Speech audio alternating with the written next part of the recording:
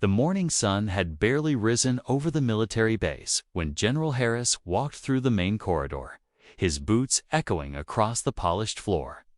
He was a man known for discipline, precision, and expecting the best from everyone under his command. But that day, something unusual caught his attention, not the sound of marching soldiers or the buzz of radios, but the quiet, steady hum of a janitor pushing his mop down the hall. It wasn't the janitor's work that stood out, was the way he suddenly switched from one language to another, speaking effortlessly with a group of young recruits who struggled to understand each other. At first, the general thought it was just coincidence. Maybe the janitor knew a few words here and there. But when he leaned in, he realized this wasn't small talk. The janitor spoke fluently first in Spanish, then in French, then in Russian as if it was the most natural thing in the world. The soldiers listened with wide eyes, amazed by how this quiet man, dressed in faded coveralls, could bridge their communication gap better than any translator on base. General Harris froze, curiosity tugging at him. Who was this man? How did a janitor, someone the base barely noticed, carry such an incredible skill hidden beneath his humble job? He watched closely as the janitor switched again, this time to Arabic, then to German, and finally to Mandarin, leaving the room in stunned silence. 7 languages spoken flawlessly.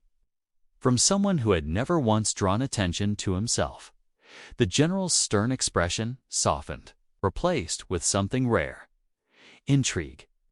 In the world of military operations, language was more than just words. It was power, strategy, and survival. The realization hit him hard. This janitor was not ordinary. He was a living key, a man whose hidden talent could change everything. But what would the general do with this discovery? Would he confront the janitor, demand answers, or quietly test how much more the man was hiding? The base held its breath, waiting for the general's next move, one that no one could have predicted. General Harris couldn't shake the moment from his mind. All morning, as reports piled up on his desk and officers waited for his orders, his thoughts kept circling back to the janitor. He had seen soldiers with sharp skills, intelligence officers fluent in multiple tongues, and even translators trained by the government. But this man, quiet, unnoticed, sweeping the floors, spoke with the ease of someone who had lived these languages, not just studied them. It wasn't in books or classrooms that you learn to roll syllables with such confidence. No, this came from experience, real, lived experience. The general found himself asking questions he couldn't ignore. Who was this janitor before he came here? Why had he chosen a life pushing mops instead of something greater? Was it a choice, or was he hiding from something? The records listed him only as Samuel Ortiz, veteran, retired years ago. But nothing in the paperwork explained his gift. No mention of his past deployments, no note of special assignments. Just a vague service history that looked almost too clean. Later that day, Harris watched from a distance as Ortiz worked. He didn't stand out. His uniform was simple, his movements slow, almost humble. But then a supply truck rolled in carrying foreign contractors, and once again, Ortiz sprang to life. Without hesitation, he shifted into another language, greeting them warmly, guiding them where to go. The contractors lit up, grateful, as if he had made them feel at home in a strange place. The soldiers nearby exchanged looks, whispering. For the general, every new display of this hidden skill only deepened the puzzle. This wasn't just talent, it was mastery. A man like this could be a weapon, an asset, or perhaps even a threat. Harris knew he couldn't stay silent much longer. The question that burned now was simple, yet dangerous. What secret was Samuel Ortiz protecting? And why had he buried it under the role of a janitor? That night, long after the base had quieted down, General Harris stayed in his office, the lamp casting a pale glow across stacks of files. He pulled up Ortiz's service record again, reading line by line. The details didn't add up. Tours of duty listed without clear locations. Commendations without explanations. Years unaccounted for. It was as if someone had gone through and carefully erased parts of the man's history, leaving behind only fragments that told nothing. To Harris, it was more than sloppy paperwork. Felt deliberate. The general thought back to the look on Ortiz's face when he spoke those languages. There was no hesitation, no pause, no searching for words. This wasn't a hobby or a trick. It was second nature, the kind of skill you only earned from years in the field. Soldiers trained for that level of fluency were often part of intelligence divisions, shadow operations, or missions that never made it into official reports. Harris had commanded enough men to recognize when someone carried the weight of hidden years. Yet, what puzzled him most was Ortiz's choice. Why would a man with that kind of past choose the quiet life of a janitor? Why push a mop in the same halls where his talents could shift the course of operations? Harris suspected it wasn't by accident. Men like Ortiz didn't fade into the background unless they had a reason. The general leaned back in his chair, staring at the ceiling, torn between two instincts. One told him to confront Ortiz immediately, demand answers, and strip away the secrecy. The other urged patience, observe, gather more, and uncover the truth piece by piece. Either way, Harris knew one thing for certain. The janitor was no ordinary man, and the base was sitting on a secret far larger than anyone realized. The following week, the tension inside General Harris grew heavier with each passing day. He noticed Ortiz more closely now, studying every movement, every word. The janitor never boasted, never drew attention to himself, and yet situations kept finding him. A lost contractor, a confused recruit, even an officer struggling with a foreign manual. Each time, Ortiz stepped in effortlessly, switching tongues like he was flipping a switch. Every encounter left witnesses stunned, and whispers began to ripple across the base. Soldiers spoke quietly in the mess hall, trading stories about the janitor who could talk to anyone. Some said he was a spy. Others swore he had once worked for intelligence agencies.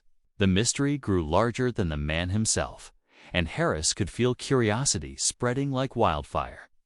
The general knew if he didn't act soon, Ortiz's secret would no longer be contained. Late one evening, Harris decided to test him. He arranged a closed-door briefing with a visiting delegation that spoke only in a rare dialect. He positioned Ortiz nearby under the guise of routine cleaning, waiting to see if the man would reveal himself again. The moment the conversation faltered, Ortiz stepped in without hesitation, translating with perfect accuracy, even capturing the subtle tones and cultural nuances. The room went silent, all eyes turning to him. Harris's heart pounded. This was no ordinary fluency. This was no ordinary fluency. This was mastery far beyond what training alone could produce. And the ease with which Ortiz handled it confirmed Harris's suspicion. The janitor was hiding a past the military itself might not even fully know. As Ortiz set his mop aside, the weight of dozens of eyes pressing on him, Harris rose slowly from his seat. The room seemed to freeze, tension thick enough to cut. Everyone waited, knowing something important was about to unfold. Harris stepped forward, ready to confront the man whose secret had shaken the entire base, just as General Harris opened his mouth to speak. A sudden knock rattled the door of the briefing room. An officer hurried inside, his face pale, clutching a sealed envelope stamped with urgent clearance. He handed it directly to the general, eyes flicking nervously toward Ortiz before quickly retreating. The room fell silent again, the tension now doubled. Harris broke the seal and unfolded the document. As his eyes scanned the page, his expression darkened. The orders came straight from higher command. They were classified, marked with red ink. And they mentioned one name, Samuel Ortiz. The instructions were clear. Ortiz was to be monitored, restricted, and reported immediately. No explanation, no reason why. Just a direct order, as if someone far above already knew who this man really was. Harris's grip tightened on the paper. For the first time, doubt flickered in his mind. Was Ortiz not just a hidden talent, but someone dangerous? Or was he being treated like a threat because of secrets buried deep in government files? Harris glanced at the janitor, who now stood perfectly still, his calm demeanor betraying nothing. It was almost as if Ortiz had been expecting this moment. All along, before the general could react, Ortiz spoke softly, in a language no one in the room recognized. His tone was low, but commanding, carrying a weight that made even seasoned officers pause. Then, with unsettling precision, he switched back to English and said, "You don't know the whole story, General. And if you move too quickly, you'll put this entire base at risk." Gasps broke out around the room. Harris felt the walls closing in. The man he had thought was a simple janitor, then a hidden asset, was now revealing a layer far more dangerous. And the question that gripped everyone's mind was no longer just who is Ortiz, but what exactly was he protecting? And why was the government so afraid of him?